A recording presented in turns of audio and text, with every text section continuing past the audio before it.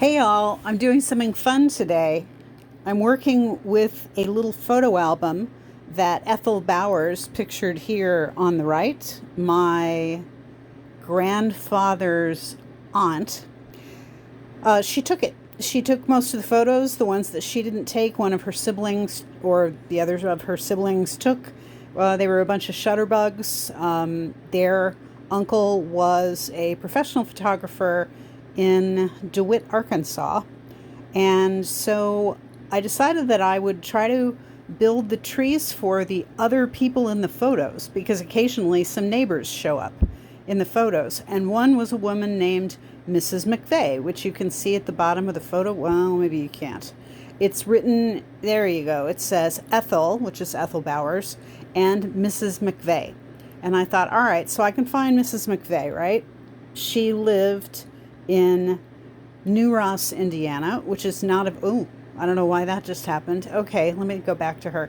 She lived in New Ross, Indiana, and she looked like she maybe died around 1920.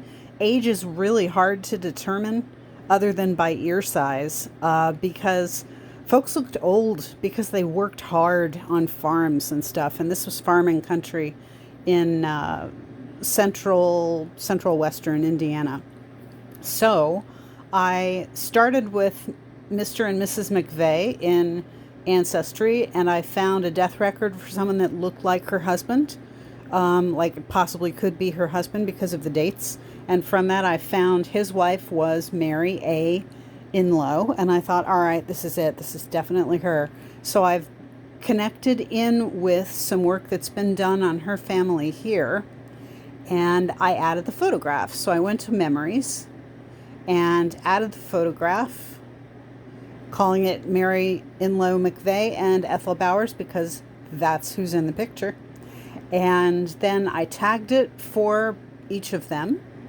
And now it is Mary Inlow. That is where her picture comes from. And if you look at the rest of her family, her parents and her siblings, one sibling has a headstone and that's it. So I have now added something of value to the Inlow family that the rest of the world has not been able to add because it was from a private photo album that got handed down to me.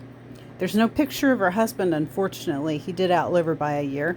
I hope that I will find more stuff, maybe that I will be able to relate to them in the records that I've been given that pertain to the Bowers family in New Ross, Indiana. But if I can't, that's okay, because honestly, I didn't even expect to be able to do this really.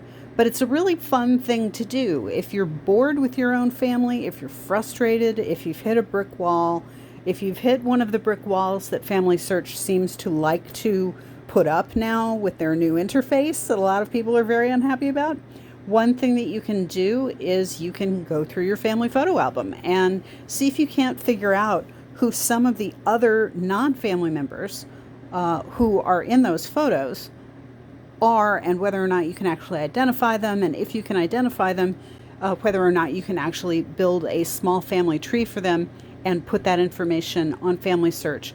So I hope that this was helpful to you. I hope that it ends up being helpful to the Inlow and McVeigh families, for that matter, and I'm looking forward to finding more like it. So everybody, have a great day. Talk to you soon.